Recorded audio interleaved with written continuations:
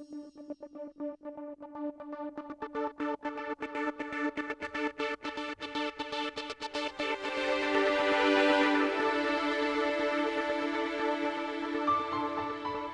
confirmed number of coronavirus cases in Los Angeles County comes to 733,325.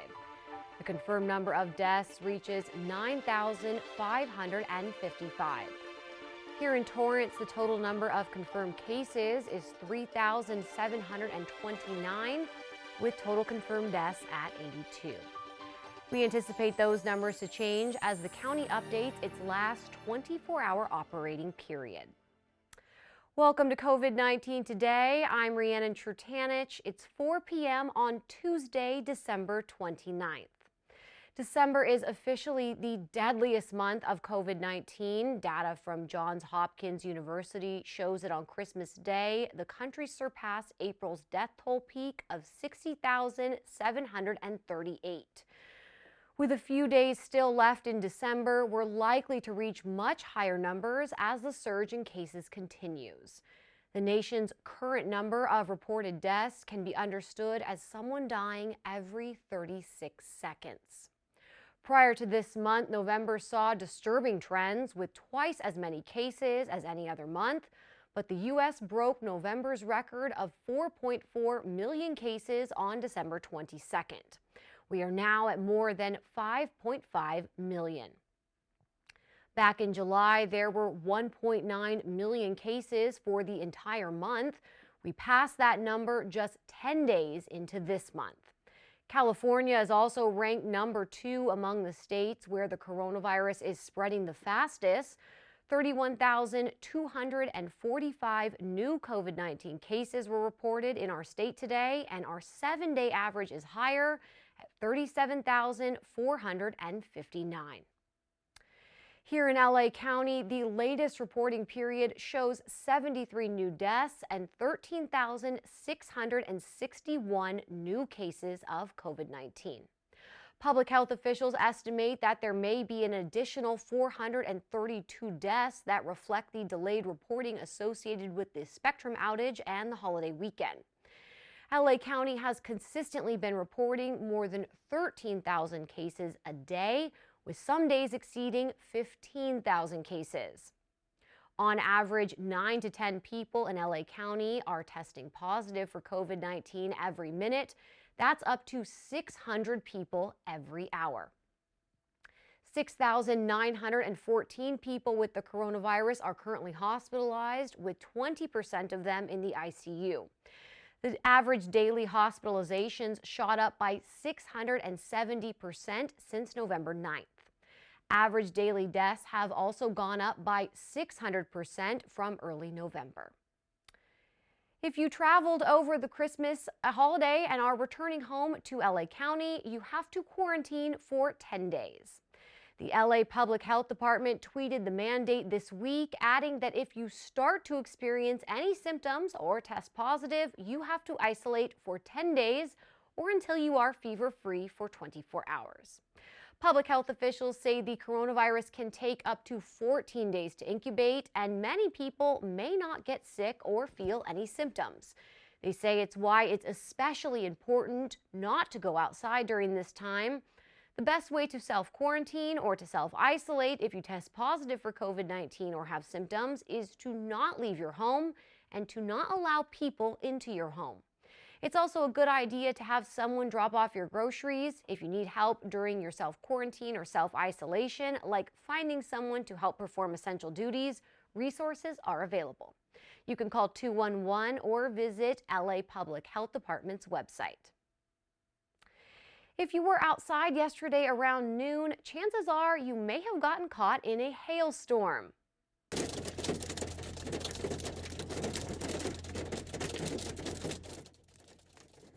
Our Christine Lee and her husband Matt caught footage of the hail pounding down on their car as they were out volunteering with Meals on Wheels in downtown Torrance. She says the hail came down suddenly for a few minutes before completely going away. Throughout the day, others in Torrance saw beautiful rainbows after the rain. Here's one from Kihoko Glass Band in North Torrance, and Kamyar Amjadi, a public works inspector with the city of Torrance, shared this beautiful shot of a rainbow over the permit center while out in the field. About a couple of hours away, it was a completely different scene. More than a foot of fresh snow was reported at various ski resorts. Big Bear saw 12 to 14 inches on Monday morning and expected more overnight. Mountain High got more than 10 inches of snow. Pine Mountain reported about 6 inches and Fraser Park about 4 inches. Ski resorts are open but impacted by the pandemic. Check out their websites and buy tickets in advance if you're planning to hit the slopes. On that note, be extremely careful when you're out. On Monday, more people were hospitalized for COVID-19 in LA County than ever before, and at least 5 hospitals in our region are on internal disaster status.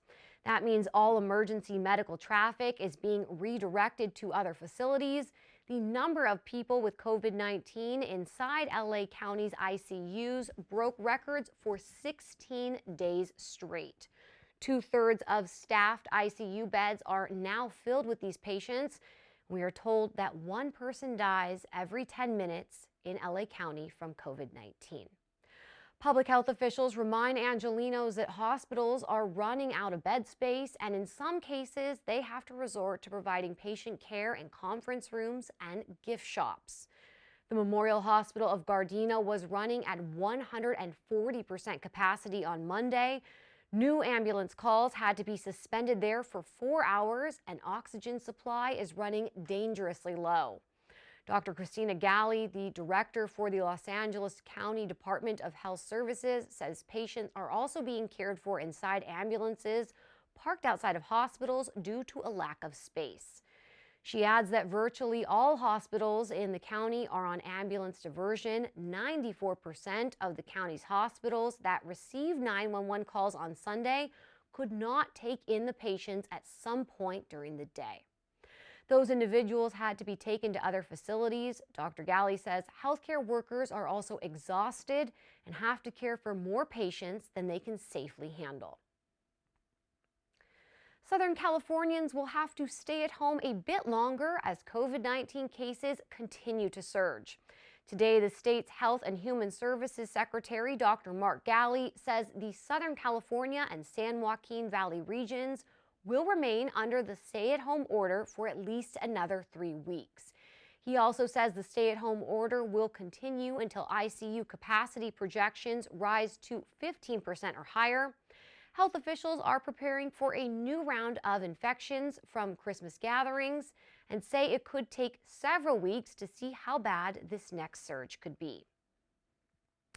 Hospitalizations in California went up by 36.5% over the last 14 days, with 20,390 people currently hospitalized with COVID-19. Meanwhile, our region's ICU capacity has been at 0%, along with that in San Joaquin Valley. Dr. Galley clarifies that this doesn't mean we're out of beds throughout our region. He says this is an indication that we're in a surge capacity, where some hospitals in the Southern California and San Joaquin Valley regions have bed capacity while others don't. He shared a 4-week projections chart for ICU capacity for these regions. It shows the current case and transmission rates, which point to the fact that the ICU demands are likely to continue exceeding capacity. Dr. Galley says a team of scientists is staying on top of the regional stay-at-home order projections on a daily basis. He also listed the 4 regional inputs on which these projections are made. And remember the 4 colored tiers that were introduced earlier this pandemic called the Blueprint for a Safer Economy? Well, we got an update today that shows 54 counties remain in the most widespread purple tier. 3 counties are now in the red tier, and only Humboldt County is currently in the moderate or orange tier. The new and highly contagious strain of COVID-19 that's been detected in the United Kingdom could also be here in the U.S. The Centers for Disease Control and Prevention says the variant has not been identified yet, but that could be due to testing challenges. Viruses have only been sequenced from about 51,000 U.S. cases, while the U.K. completed 125,000 sequences so far, the most of any nation. This week, the head of the World Health Organization urged scientists around the world to step up genomic sequencing of the coronavirus samples to make sure new variants are detected and studied. The CDC says ongoing travel between the UK and the US, as well as the high prevalence of this new strain among current UK infections, increases the chances of Americans bringing the variant back home. Starting on Monday, the U.S. requires all travelers flying from the UK to show proof of a negative COVID-19 test before heading back to the States.